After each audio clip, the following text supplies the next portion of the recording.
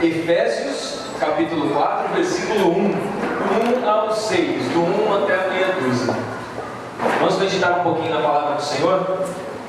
Afinal de contas, a palavra de Deus é o alimento da nossa alma. Vamos ler? Olha só. Ela começa com um clamor desesperado do apóstolo Paulo. Ela começa com um clamor veemente dele.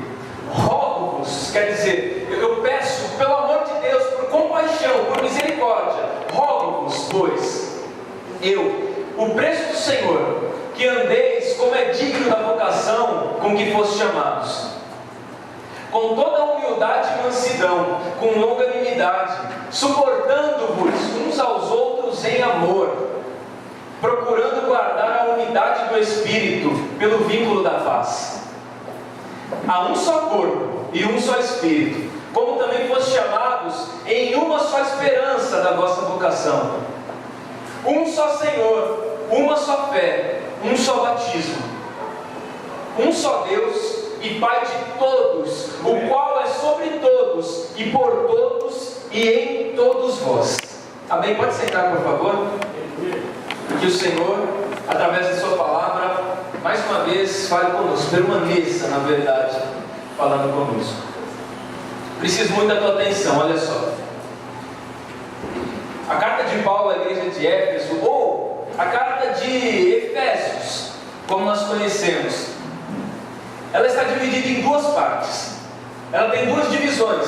A sua primeira divisão é uma carta pequena, tem apenas 6 capítulos. Na sua primeira divisão ela vai do capítulo 1 até o capítulo 3, onde Paulo ele trata sobre as questões doutrinárias da igreja. Ele trata somente a respeito de questões doutrinárias, do 1 ao 3. E do 4 ao 6, ele trata a respeito de uma prática da fé. Ele trata agora de questões práticas e exorta a igreja a aplicar essas questões práticas no seu dia a dia. Ou seja, no versículo, a partir do capítulo 4, Paulo ele começa a dar dicas para a igreja, dicas práticas de como é que eu consigo praticar aquilo que está escrito nessa palavra no meu dia a dia, na minha vida, no meu cotidiano. E através dessas dicas do apóstolo Paulo, através dessas colocações dele, é que nós conseguimos entender esse texto que nós vamos entrar agora. Ele ensina uma forma de vida prática do Evangelho, mas é claro que sempre com um bom embasamento doutrinário,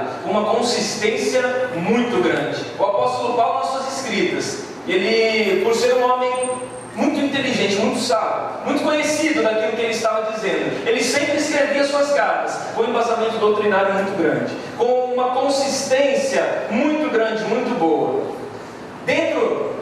Para nós entendermos agora esse texto, e eu vou ser bem breve hoje, porque hoje é uma noite de ceia, dentro do nosso conceito, aliás, do nosso novo conceito da igreja contemporânea, onde o relativismo, o pragmatismo e o pós-modernismo imperam, essas lições práticas de Efésios capítulo 4 são totalmente fundamentais, elas são importantíssimas para o nosso dia a dia. Porque, como eu disse, a igreja hoje ela é sustentada por 3 pilares, que são totalmente antibíblicos, que é o relativismo, o pragmatismo e o pós-modernismo. O relativismo é simples, eu vou explicar para você entender. O relativismo é viver uma vida sem absolutos, é viver uma vida sem verdades absolutas. Tudo na vida é relativo, tudo na vida se requer uma sugestão, para tudo se tem vários caminhos, nada é concreto, não existe uma verdade absoluta, não existe um querer supremo, tudo é relativo, e as pessoas usam essa relação de tudo é relativo para poder dizer, olha, pode ser assim e pode ser assado, pode ser desse jeito, como também pode ser do outro, não tem problema, porque tudo é relativo. E essa lei do relativismo, ela já nos alcançou também, ela faz parte da igreja. Quem é que nunca ouviu a frase, todos os caminhos levam a Deus?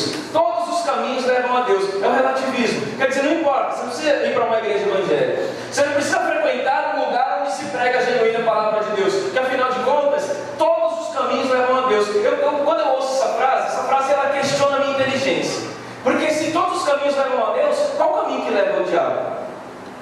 Qual o caminho que leva as pessoas à perdição? Porque todos os caminhos levam a Deus, então significa que uma pessoa que vive uma vida depravada,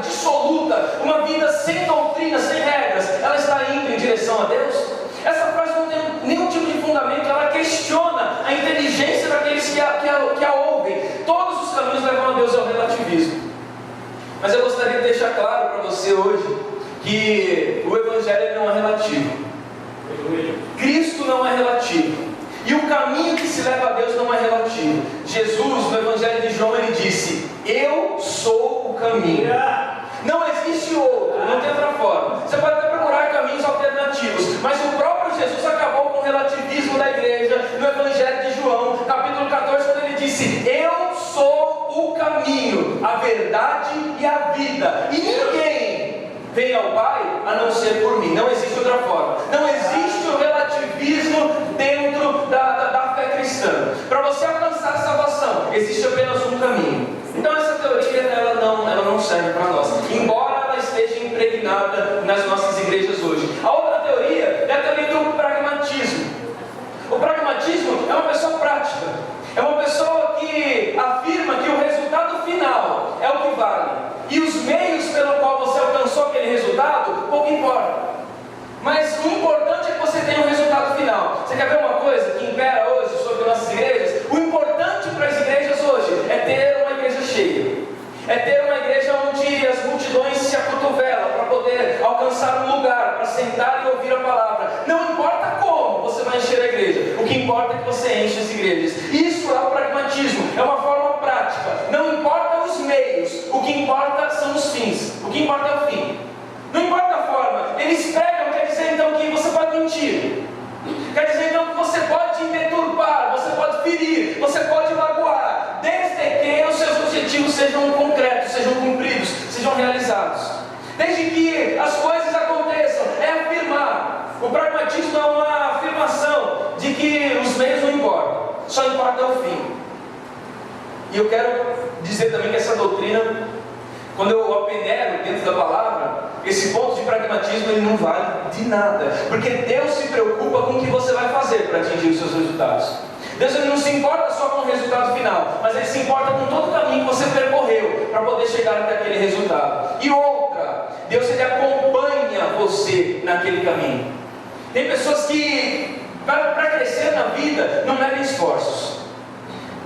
Passa a perna em todo mundo no trabalho, desde que ele cresça no trabalho. E quando cresce, ainda tem coragem de pegar o microfone da igreja e contar testemunho. Deus me abençoou lá naquele trabalho. Mas mal sabe a gente, quem está ouvindo, que para ela crescer, para chegar onde chegou, tem que passar a perna em muita gente. Achando que para Deus não importa, não tem problema. Deus se importa com os meios e não só com o fim. Ele se importa com as formas que você vai fazer para que você alcance os seus objetivos, os seus resultados. Para Deus isso é importantíssimo. O caminho que você vai passar, para Deus é importante. E por que é importante? Porque Ele quer passar com você por esse caminho.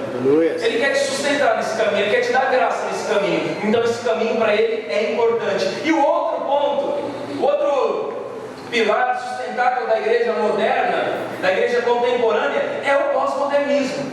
Eu não tenho nada contra a modernidade. Eu acho que não tem problema algum você trazer tecnologia para as igrejas, um projetor, um microfone sem fio, um instrumento de última geração, caixas acústicas. Eu não tenho problema nenhum com tecnologia. O problema do pós-modernismo, que é na verdade uma geração além da modernidade, é a cultura que eles trazem consigo. É a cultura secular de se viver. É a cultura secular de viver a vida, o qual o sagrado não tem mais nenhum tipo de importância. Aquilo que é sagrado não importa mais. A nossa fé, ela precisa ser exercitada para nós alcançarmos de Deus alguma coisa. Não tem mais problema nenhum além disso. Nós damos muita ênfase ao conhecimento da fé e pouca ênfase ao conhecimento de Deus. Isso é o cristianismo pós-moderno. O foco do cristianismo pós-moderno estão nas coisas temporárias e não nas coisas eternas. O foco do cristianismo pós-moderno está no trabalho, no esforço, na conquista de bens, nos prazeres da vida, no conforto, na abundância, e a ênfase para a vida eterna é a última e pequena, quando não inexistente. A ênfase para a vida eterna praticamente não existe. O foco da igreja pós-moderna são justamente as coisas temporárias. E o pós-modernismo é uma contracultura à cultura cristã. Buscar coisas temporárias é uma contracultura à cultura cristã. A cultura cristã ensinada na palavra, dissertada pelos discípulos de Cristo, é uma cultura totalmente diferente dessa. É uma cultura totalmente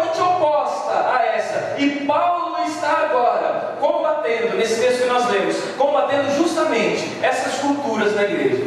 Ele está combatendo essas culturas na igreja de Éfeso. Paulo afirma, se você prestar bastante atenção nesse texto, no capítulo 4, no 5 e no 6 da carta de Efésios, você vai ver que Paulo afirma que existe uma grande possibilidade de nós sermos crentes sem sermos cristãos, de nós sermos devotos de Cristo e não discípulos de Cristo. Você vai ver que existe uma grande possibilidade de nós sermos crentes ao invés de sermos cristãos, e de nós sermos devotos de Cristo ao invés de sermos discípulos de Cristo, e tem diferença sim. Crente é aquele que crê em alguma coisa. Aquele que crê em Cristo é crente. Aquele que crê nos mandamentos de Cristo é crente. Aquele que admira o modo como Cristo viveu, agiu e os ensinamentos que Ele deixou é crente. É crente. Aquele que acredita em Cristo é crente. Aquele que insiste e persiste em cumprir os mandamentos de Cristo, esse é cristão. Aleluia. O crente acredita, o cristão pratica. Aleluia. E nós muitas vezes caímos na besteira de ser crentes e não ser cristãos, e achar que o fato de nós sermos crentes, Deus vai guardar um pedacinho no céu para nós, porque afinal de contas Ele acreditava em mim. Mas não adianta nada acreditar se você não praticar aquilo que você acredita. Não adianta absolutamente nada. E o fato de nós sermos devotos e não discípulos, tem muitas pessoas na igreja que são devotos de Cristo, e eu digo que são devotos porque nós nascemos numa nação cuja cultura é a cultura do catolicismo romano, é a cultura da idolatria, da devoção. E paciência, é a verdade. Nós crescemos nessa cultura. Crescemos na cultura católica, apostólica, romana. Na igreja romana medieval. Nós crescemos dentro dessa cultura. E muitas pessoas, então, devido a isso, devido a essa cultura, se tornaram devotos de Cristo.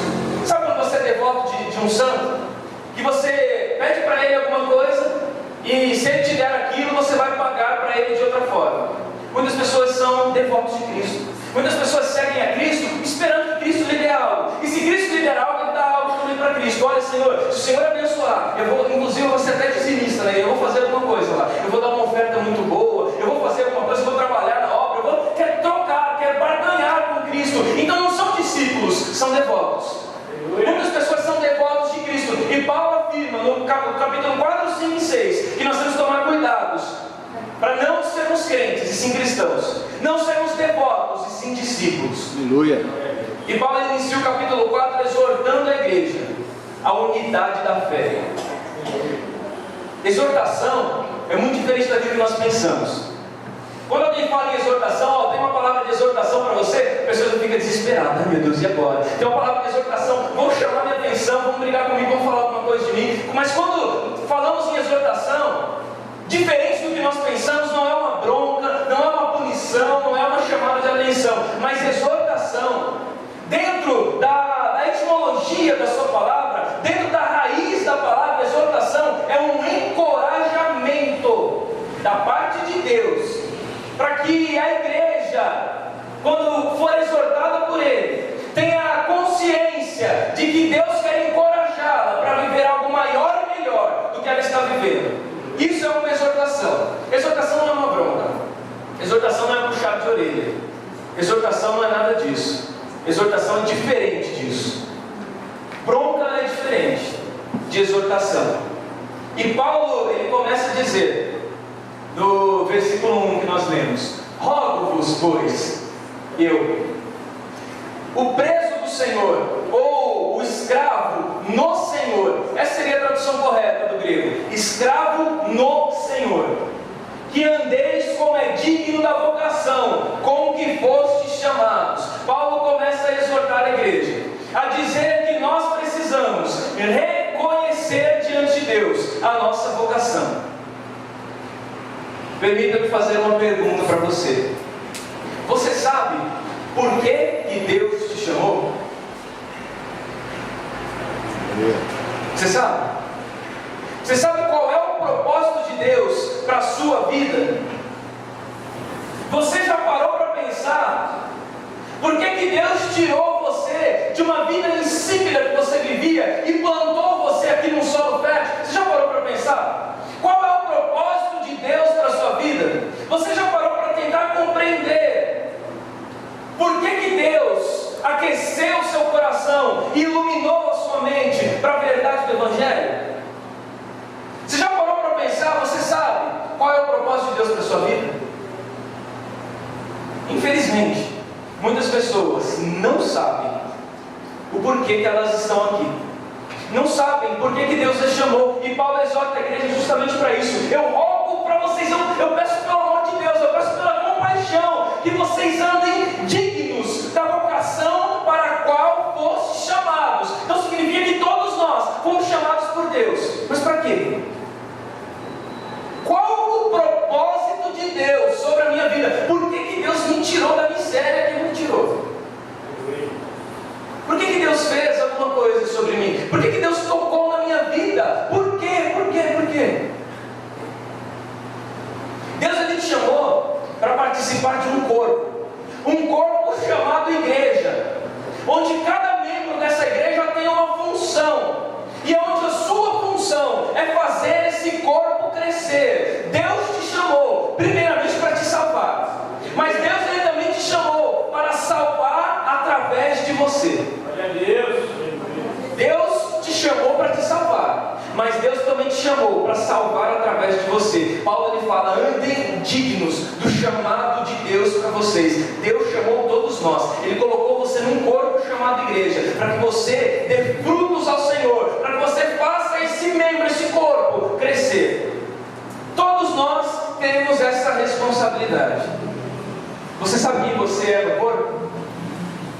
Você sabe qual é a sua função então no corpo? Você sabe que está no corpo, mas você sabe qual é a sua função no corpo? Você é braço? Você é perna? Você é orelha? Você é o abdômen? Você é o quê? Você é o cotovelo? Qual é a sua função? Qual é a sua parte nesse corpo? O pé ninguém quer ser, né? Ninguém quer estar por baixo. Cabeça todo mundo quer ser, mas cabeça desse corpo só tem uma. A Bíblia diz que Cristo é a cabeça do corpo. Jesus é a cabeça do corpo. Qual parte do corpo você é? Quem é você? Eu gostaria que você fizesse essa pergunta para você mesmo. Quem é você dentro do corpo de Cristo? É isso que Paulo está tentando estimular aquela igreja. Igreja de Éfeso, vocês querem um crescimento saudável? Vocês querem saber qual é o propósito de Deus para a vida de vocês? Então descubram quem são vocês. Tem um propósito específico, especial de Deus para você. Você sabia que existe um propósito de Deus para você? Do jeito que você é, do jeitinho que você é. Temperamental, nervoso, estressado, chato, angustiado, ansioso, feio, tudo de qualquer forma. Olha eu aqui. Tem um propósito de Deus para cada um de você, independente da forma que você é, independente da maneira a qual você vive. Existe um propósito específico de Deus para você. Qual parte do corpo você se encaixa? Ou você acha que Deus te agraciou porque você era muito belo? Você era uma bela criatura. Você era uma criatura prazerosa e santa. Então Deus, na sua infinita bondade, chamou você e colocou você aqui sentado num banco de igreja, para que todos os dias você ouvisse alguém falando uma palavra gostosa para você se degustar e se alimentar dela. Você acha que é só isso? É só isso o propósito de Deus para você, bonitão? Você acha que esse é o querer de Deus para você, bonitona? Deus te chamou com um propósito específico. Quem é você dentro do corpo de Cristo? Qual que é a sua função? Você precisa se conhecer, porque quem se autoconhece não fica de olhos abertos no resultado dos outros.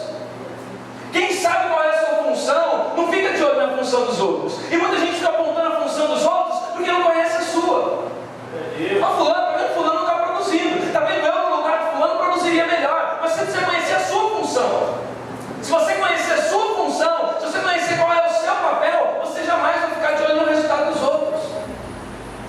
Todos nós temos uma responsabilidade diante de Deus e temos uma vocação para a qual fomos chamados. E um grande dia, um belo dia, queira você ou não, acredite você ou não, preste atenção nisso, um belo dia o Senhor vai dizer para você: o que você fez? Eu te coloquei com um braço naquele corpo. Mas Senhor, eu não sabia. Pois é, rapaz, você não sabia, mas eu coloquei você lá. Você não sabia porque não procurou saber, porque não se esforçou em saber, mas você fazia parte do corpo. E agora, o que você produziu? E agora,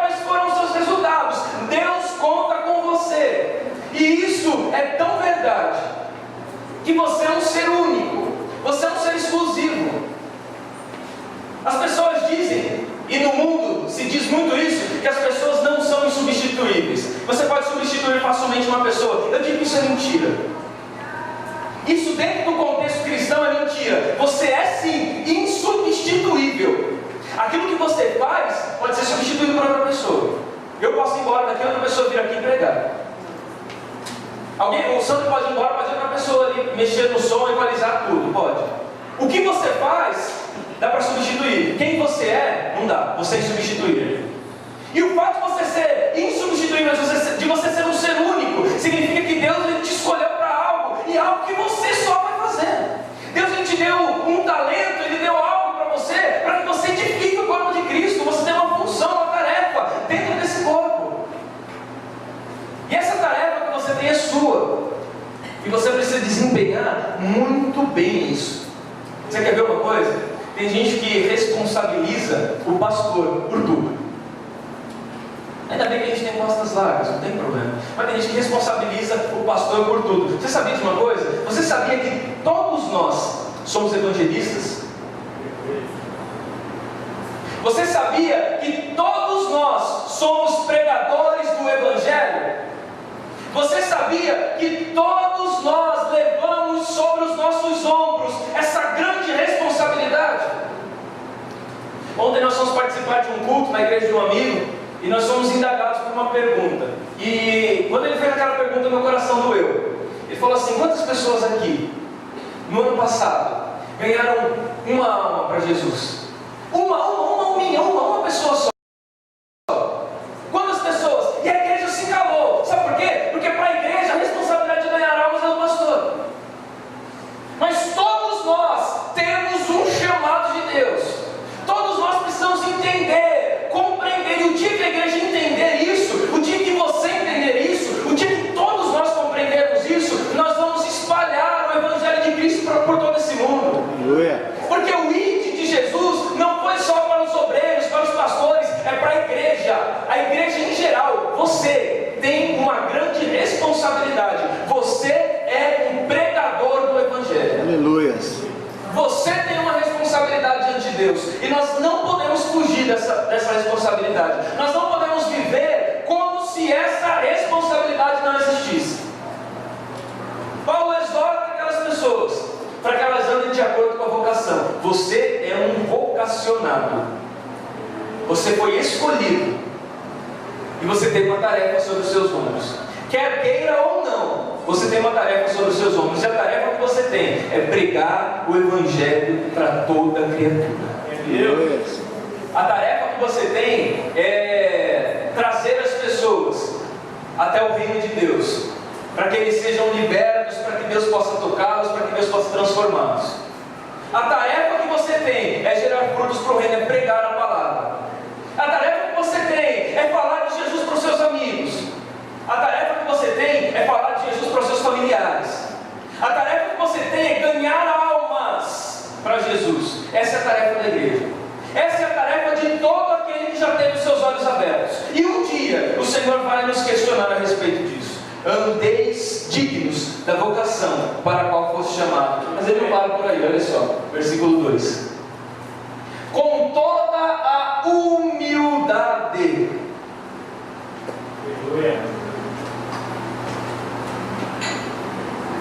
Eu estou a semana inteira meditando nessa palavra. E eu confesso para você que quando eu terminei de montar esse sermão, a minha primeira frase para Jesus, eu falei: Senhor, por favor, Senhor, me converta dos meus maus caminhos. Porque ele começa a exortar aquela igreja e ele diz com humildade. Humildade é uma característica fundamental de qualquer cristão, pois quem não é humilde não é cristão, porque Cristo foi humilde. Humildade é uma tarefa de qualquer cristão, é uma personalidade, faz parte do caráter de todo cristão, porque Cristo era humilde. E se eu não estou sendo humilde, significa que eu não estou imitando a Cristo. E se eu não estou imitando a Cristo, eu não tive o meu caráter transformado. E se eu não tive o meu caráter transformado, eu não posso ser irrepreensível diante de Deus. E se eu não posso ser irrepreensível diante de Deus, eu não posso morar no céu. Eu não posso. Com humildade. Tem uma frase muito legal do Benjamin Franklin, um líder líder da Revolução Americana do século XVII, responsável por estabelecer princípios e valores para a sua nação, ele disse uma frase muito importante. Ele disse assim, ser humilde com os superiores é obrigação. Ser humilde com os colegas é cortesia.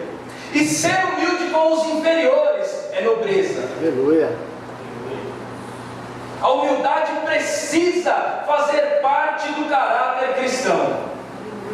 A Bíblia diz em Provérbios 15:33, a humildade precede a honra. Ninguém pode ser honrado se não for humilde. Ninguém pode, não existe um líder honrado que não seja humilde. Não tem como, não tem condição. Você precisa ser humilde. É uma característica de que Cristo lhe transformou. Agora sejamos sinceros. Tanto de cristão de nariz em pé, se achando o último querubim do céu,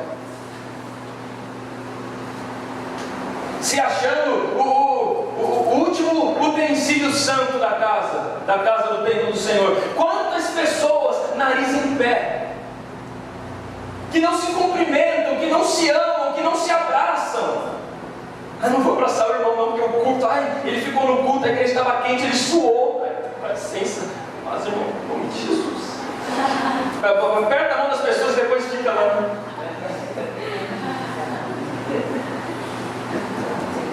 Fica limpando a mão. Tantas pessoas com falta de humildade. Claro que isso não resume a humildade em si, é só um exemplo, mas quantas pessoas com falta de humildade, quantas pessoas se acham superiores umas às outras, quantas pessoas que se acham grandes demais para conviver com pessoas de classe social menor, de classe intelectual menor, quantas pessoas se acham superiores o suficiente para não sequer conversar com essas pessoas. Quando chega uma pessoa nova na igreja, ela se sente do alto escalão espiritual. Não converse com ele não, porque ele é novo convertido, dá licença. Eu sou já um crente velho, peça de museu, na verdade. Tão velho que enferrujou já. Precisa do óleo do Senhor, o óleo santo, descer sobre você, para as suas articulações começarem a funcionar outra vez. Não conversa, porque se acha num patamar espiritual superior. Que lindo, que belo, parabéns. Humildade. Tem um capítulo da Bíblia, eu gosto da Bíblia inteira. Eu amo esse livro. Eu leio todos os dias. Eu já li completamente 18 vezes. E todos os dias eu leio a Bíblia. Eu não deixo passar um dia sequer sem que eu pegue a Bíblia e a folheie, e leia, e me alimente dela. Eu não deixo passar um dia sequer. E de toda a Bíblia, de todos os livros, tem um capítulo que eu acho fantástico. É o capítulo 2 de Filipenses. Filipenses capítulo 2, do versículo 3 em diante. Ele diz assim, nada façais por contenda ou por vanglória, mas por humildade. Cada um considere os outros superiores a si mesmo.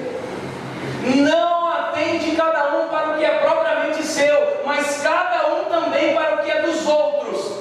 De sorte que haja em vós o mesmo sentimento que também houve em Cristo Jesus, que mesmo sendo Deus, não teve por usurpação de ser semelhante a Deus, mas antes esvaziou-se a si mesmo, tomou sobre si forma de servo, e como servo foi obediente até a morte, e morte de cruz, pelo que também o Senhor o exaltou soberanamente, e lhe deu um nome que está acima de todos os nomes, para que ao nome de Jesus todo joelho se dobre, e toda língua confesse que Ele é o Senhor, para a glória de Deus Pai. Aleluia, glória a Deus. Glória a Deus.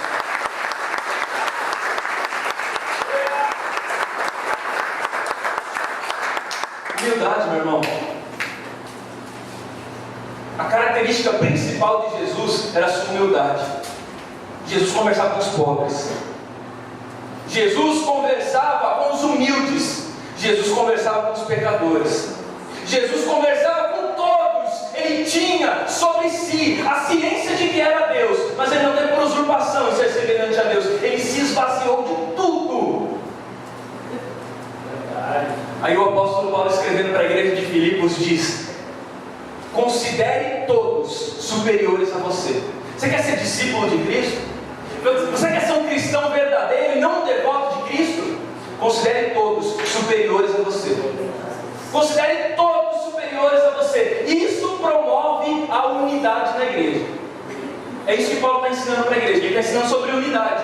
E isso promove a unidade na igreja. Imagina toda a igreja, todo mundo que está aqui, um considerando o outro superior a ele. Não teríamos problemas de contenda. Não teríamos problemas de intriga. Não teríamos problema de nada. Porque nós consideraríamos a todos superiores a nós. Nós serviríamos a todos e de todos seríamos servidos. Isso promove a unidade da igreja. Mas olha que interessante, com toda a humildade e mansidão. A palavra mansidão não é alguém sereno, alguém manso, alguém calmo. Não é esse tipo de mansidão. A mansidão que ele coloca aqui não é o irmão Newton pregando aqui, você já viu? Gostoso ouvir manso, sereno, calmo. Mas não é essa mansidão que a Bíblia está dizendo. Essa palavra mansidão no grego primitivo, ela quer dizer gentileza ou cortesia. Gentileza ou cortesia. Ser manso é ver a qualidade do valor dos outros e exaltar isso. Isso é ser manso. Sede humildes e manso. Mansidão é ver a qualidade do outro e exaltar a qualidade do outro. Nós fazemos exatamente o contrário. Nós vemos o erro, as falhas, os defeitos dos outros e exaltamos os seus defeitos. Jamais as suas qualidades. Jamais colocamos em ênfase a qualidade das pessoas. Exaltamos apenas os seus erros. Exaltamos apenas aquilo que é ruim, aquilo que é errado. E ser manso é ver a qualidade do próximo e exaltar essa qualidade. Inclusive, mansidão é um dos frutos do Espírito, de Gálatas 5:22. Eu tenho certeza que você já leu. Amor, gozo, paz, longanimidade, benignidade, bondade, fé, temperança e mansidão. Mansidão é um dos frutos do Espírito. É considerar todos superiores a si. Isso promove a unidade na igreja. E isso é responsabilidade nossa. A responsabilidade sua é olhar para a pessoa bonita que está do seu lado e exaltar nela as suas qualidades e minimizar nela os seus defeitos. Sabe por quê? Porque nós já conhecemos os nossos defeitos. Eu já sei dos meus defeitos. Eu não preciso que você jogue eles sobre mim, sobre a minha cara. Eu já os conheço muito bem. E quando você exalta as qualidades de uma pessoa, você dá a ela ânimo e motivação para que ela deixe de lado os seus defeitos e trabalhe mais sobre as suas qualidades. Ela vai se tornar uma pessoa melhor a cada dia. E cortesia significa dar lugar para os outros crescerem. Isso é fantástico. Quantas pessoas com medo de perder o seu espaço, com medo de perder o seu posto na igreja, com medo de perder o seu cargo, impedem com isso, com que os outros cresçam. Cortesia é dar lugar para que o outro cresça. Isso é cortesia. Todo líder, ele precisa identificar dentro dos seus liderados aquele que possui um talento. E ele precisa ter a humildade de ver quem é que tem um chamado inclusive maior do que o dele mesmo. E servir de trampolim para que aquela pessoa alcance o seu objetivo. Só que lembrando que para que o nadador ele alcance um belo salto, ele precisa pisar no trampolim. Então se for necessário pisar, pise desde que você ganhe impulso. Isso é cortesia. Isso é cortesia dentro da essência da sua palavra. É dar lugar para que o outro cresça. Quantas pessoas eu já vi tesourando, sabe como a gente diz, queimando outras pessoas, queimando os jovens na igreja, porque o jovem tem um talento melhor do que o dele, porque o jovem prega melhor do que ele não deixa o jovem pregar, porque o jovem toca melhor do que ele não deixa o jovem tocar, porque o jovem canta melhor do que ele não deixa o jovem cantar. E tesouramos, queimamos, fechamos o hall das pessoas, não deixamos ninguém participar. Mas nós precisamos ter a humildade de reconhecer que o nosso chamado não é maior. Tem pessoas com um chamado maior do que o meu. E eu preciso ter humildade para entender isso e ajudar isso nas pessoas e servir de trampolim se for necessário. Se eu identificando uma pessoa que tem um chamado maior do que o meu, você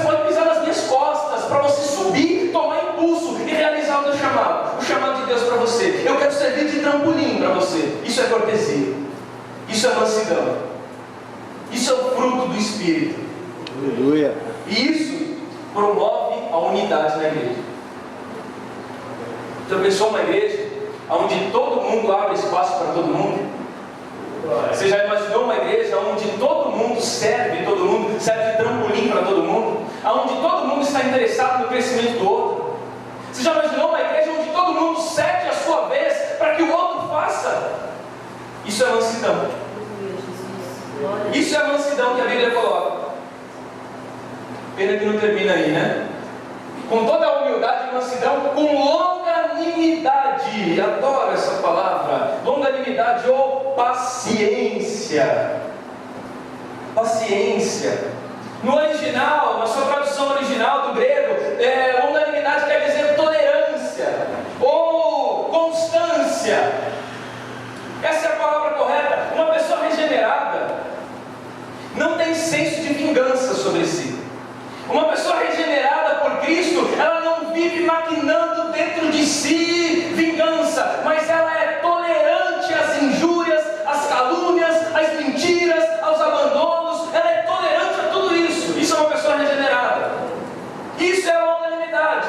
Longanimidade não é só aquela pessoa que é tardio em irar-se. Às vezes a gente lê a longanimidade e fala, eu sou longânimo. Por quê? Porque eu não fico nervoso fácil. Mas quando eu fico também, isso me segura, viu? Porque quando eu fico, sai de baixo. Quando eu fico, não é o diabo que eu entro no diabo, não é nem o diabo que entra em mim. Quando eu fico nervoso, sai de baixo. Quando eu fico nervoso, eu esqueço inclusive que eu sou crente. Eu nunca vi um cristão esquecer que é crente. Você não que tira essas besteiras? Por um minuto, vira as costas, Jesus, vira as costas que eu preciso fazer alguma coisa. Ou eu fui batizado, meu braço não, ficou de fora. Eu dou-lhe uma pancada na. Fui batizado, pedi, batiza, mas deixa o braço de fora. Deixa. Deixa porque, mexe, você vai ver. Longanimidade significa uma pessoa que não pensa em vingança. Sabe aquela pessoa quando te faz mal, você fica o tempo todo falando, uma hora Deus vai pesar a mão. Pai, uma hora Jesus vai pegar na esquina. Pega mesmo, Jesus, pega cruzando a esquina. Mas pega de jeito, Senhor, que eu quero ver. Ai daquele que tocar no ungido do Senhor, né? Eu sou menina dos olhos de Deus. É mesmo? Então perdoe. Aleluia. É ungido do Senhor mesmo? Então libere o perdão. Se você estiver maquinando mal, se você estiver pensando mal, pensando em vingança, significa que você não foi regenerado. Você precisa de longanimidade. Ser longânimo é não maquinar vingança.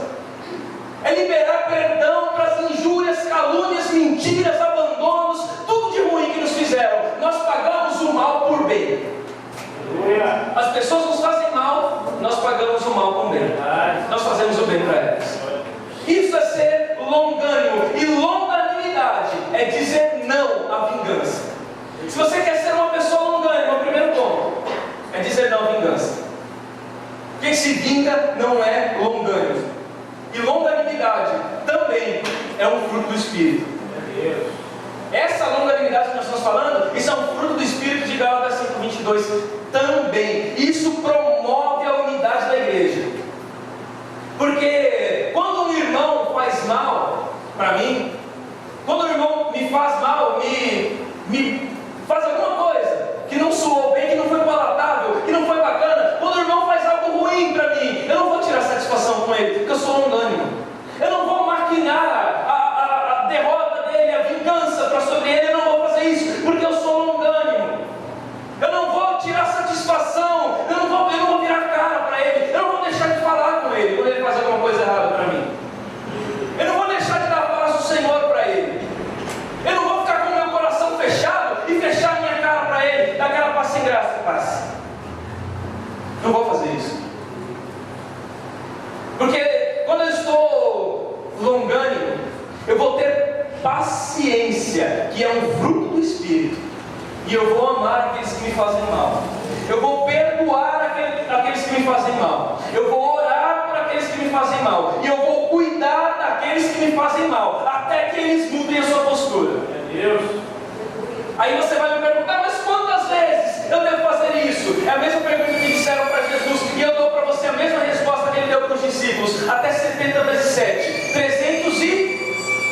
490. Fala de novo? 490. 490. Eu ia falar 390. Sempre, tudo bem, se fosse 390, ainda assim. 490 vezes por dia. Você precisa perdoar, amar e respeitar. E lembrando, quando o relógio bater meia-noite, zero a contagem. Começa de novo, 490 vezes por dia. Essa é a quantidade de vezes que você deve perdoar a pessoa que te feriu. Essa é a quantidade de vezes que você deve perdoar a pessoa que te caluniou. Essa é a quantidade de vezes que você deve perdoar a pessoa que te magoou. 490 vezes por dia. O ferido jamais deve ferir. O ferido não deve ferir. O ferido deve orar para que o próprio Deus o cure, para que o próprio Deus o regenere. 2 Pedro 2,9 diz: o Senhor não retarda a sua promessa, ainda que muitos a tenham por tardia, mas Ele é longânimo para conosco, não querendo que alguns se percam, senão que todos venham a arrepender-se. Sabe por que nós devemos ser longânimo? Porque pensa na sua história, pensa na paciência que Deus teve com você, pensa o tanto de tempo que Ele esperou por você, meu irmão. Lembra a quantidade de tempo que Deus esperou para poder tocar no seu coração, porque nem isso você deixava Ele fazer, nem isso você permitia. Ele foi longânimo. Você fazia o mal, Ele te pagava com bem. Você virava as costas para Ele, Ele permanecia do seu lado. Você o abandonava, Ele permanecia do seu lado. Você maldizia, Ele te bendizia. Ele foi longânimo conosco. E se Deus foi longânimo conosco, nós devemos também ser longânimos com as pessoas. É isso que Paulo está ensinando à igreja. Deus é paciente conosco, para nós sermos pacientes com as outras pessoas. E isso promove a unidade na igreja. Imagina todo mundo longânimo uns com os outros. Imagina quando um irmão te fizer mal, ao invés de virar a cara para ele, ao invés de ficar chateado com ele, você começar a orar por ele, para que Deus o transforme e o regenere. Imagina se quando a pessoa te ferir, quando a pessoa te machucar, ao invés de você ferir de volta, de você pagar com a mesma moeda, você pagar com um abraço, com carinho, com amor. Isso promove a unidade na igreja. Isso promove a unidade no meio do povo de Deus. E tudo que eu estou dizendo aqui não é responsabilidade minha não, só, tá? É responsabilidade tua também. É responsabilidade tua como servo de Deus. E ele termina dizendo: olha, com toda a humildade e mansidão, com longanimidade, e suportando-vos uns aos outros em amor. Suportar em amor. Diferente do que muitas pessoas pensam, e eu já vi muitas pessoas, inclusive, comentando esse texto, de suportar em amor. Nós pensamos que suportar em amor, sabe, você suportar aquela pessoa que você não aguenta ver. Aquela pessoa que para você prefere ver um cão chupando manga do que ver aquela pessoa. Ah, mas eu tenho que suportar em amor, né? Então tudo bem, né? Não é suportar em falsidade, é suportar em amor. Suportar em amor, diferente do que aquilo que nós pensamos, significa dar suporte com amor para que aquela pessoa cresça. Suportando-vos uns aos outros com amor. Dar suporte com amor para que os outros cresçam. E se nós fizéssemos isso todos os dias, as nossas igrejas certamente seriam muito diferentes do que são. As pessoas seriam diferentes do que são. Suportar em amor é dar aos outros o suporte que você gostaria de receber. É dar aos outros a atenção que você gostaria de receber. É dar aos outros o afeto que você gostaria de receber. Suportar em amor é dar suporte para que as pessoas cresçam em amor. E é uma tarefa da igreja. É uma tarefa nossa.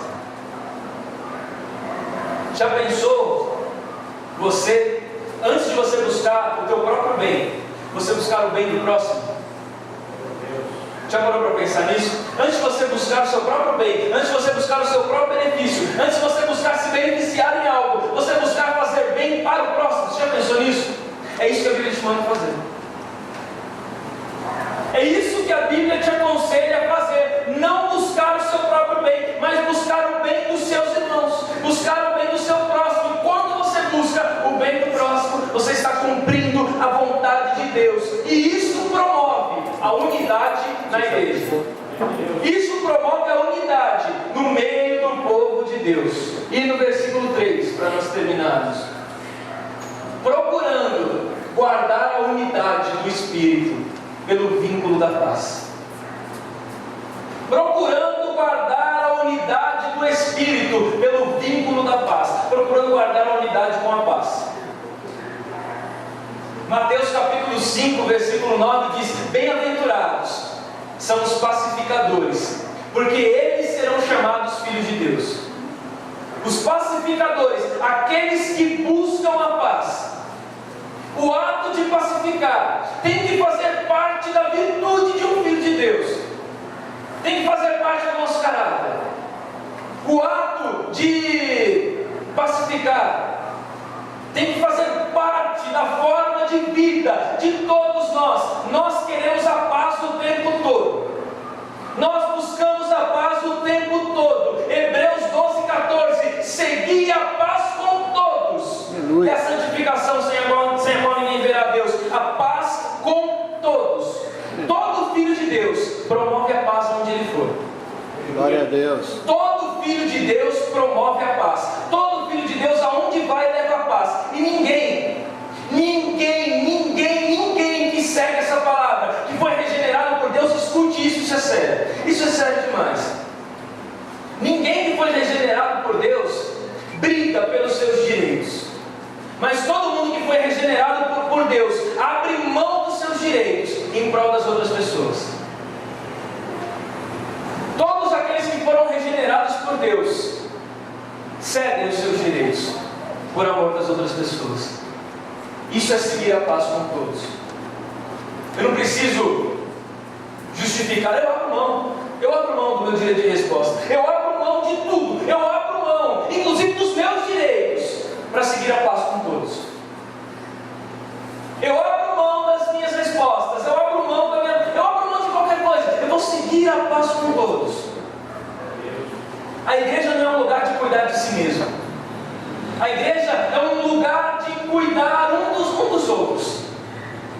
O individualismo dentro de um corpo não existe. O individualismo dentro de um corpo não pode existir. Imagina você, comece todos os dias quando você for tomar banho, lava só a sua perna direita. Não lava o corpo não, lava só a sua perna direita. Quando você for ao médico, quando você for ao oculista, fala para ele examinar só o seu olho esquerdo, fala para ele não se importar com o direito. Nós não nos importamos individualmente, nós nos importamos uns com os outros. Isso é igreja. Aleluia. Isso é o corpo de Cristo. Não existe propósito individual, existe propósito coletivo. O propósito da igreja tem que ser o mesmo. Me permita perguntar para você outra vez: qual o seu propósito como igreja? Você é a igreja de Cristo? É ou não é? Aleluia. Você é a igreja de Cristo? Sim, aleluia. Meu Deus, você está mais com uma capelinha de Cristo. Você é a igreja de Cristo? Aleluia, amém. Qual que é o seu propósito como igreja de Cristo? Amém. O que é que você faz para ser igreja de Cristo? A igreja cuida uns dos outros e não de si mesmo. Esse é o propósito do corpo. Nós somos um só corpo, uma só família, temos um só propósito e um só Deus, um só Cristo. É um único propósito, e isso promove a unidade da igreja.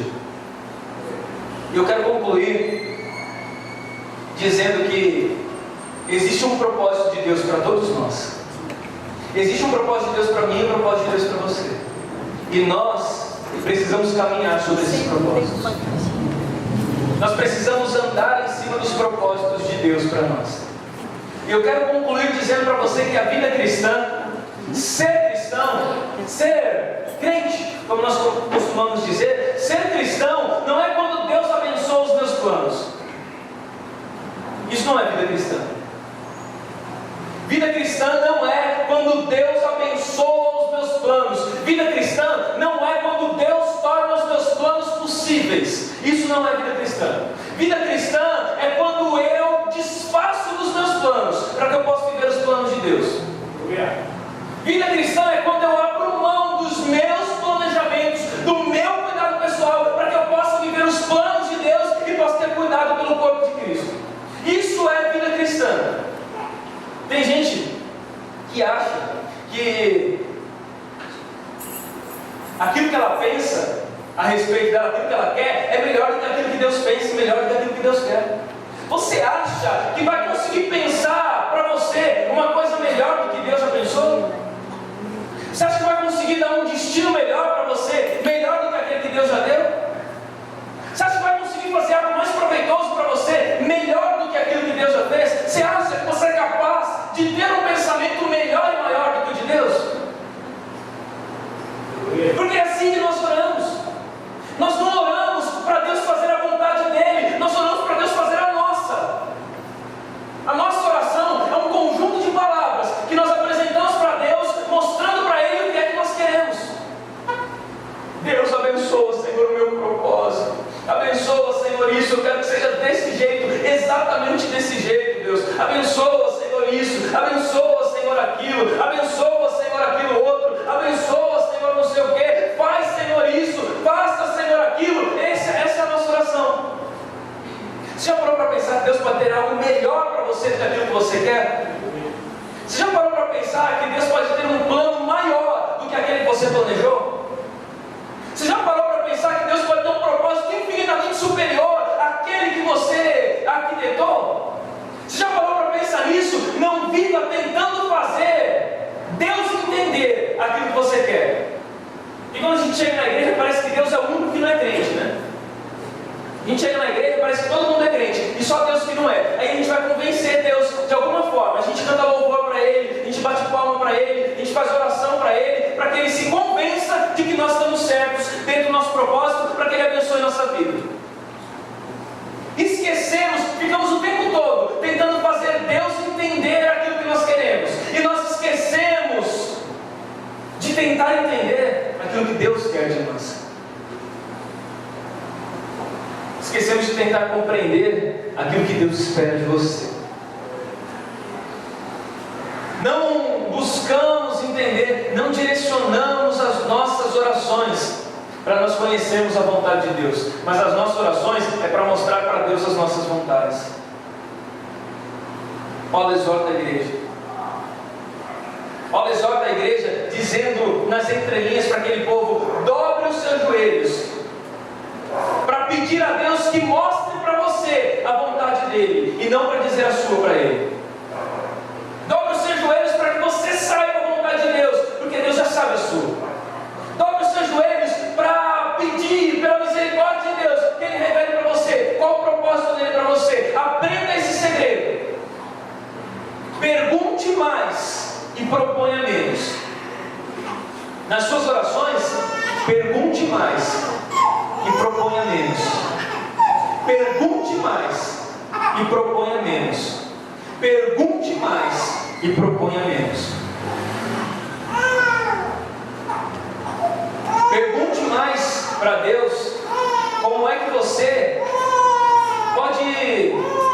pode ser uma pessoa melhor para o seu esposo ou para a sua esposa, ao invés de você ficar pedindo para Deus que mude o seu esposo e a sua esposa. Pergunte para Deus como é que você pode ser uma pessoa melhor. Ao invés de você ficar pedindo para Deus que mude os seus pais, pergunte para Deus como é que você pode ser um filho melhor para eles, para Ele. E ao invés de você, pai, pedir para que Deus mude os seus filhos, pergunte para Deus como você pode ser um pai melhor para Ele. Não jogue para Deus a sua vontade, mas peça para Deus que diga para você qual é a vontade dEle. O querer dEle é maior. Esse é o propósito da igreja. O apóstolo Paulo exorta a igreja de Éfeso, e hoje, através dessas mesmas palavras, nós somos exortados pelo Senhor, não como uma palavra ruim, um puxão de orelha, mas a exortação do Senhor que vem para mostrar para nós, para nos deixar claro que Deus quer nos encorajar para algo maior e para algo melhor, para algo mais surpreendente. Deus tem coisas maravilhosas para fazer, mas Deus conta com você. Aleluia. Deus, Ele espera que você coloque em prática tudo isso que hoje nós abordamos aqui, em nome de Jesus. Aleluia. Amém?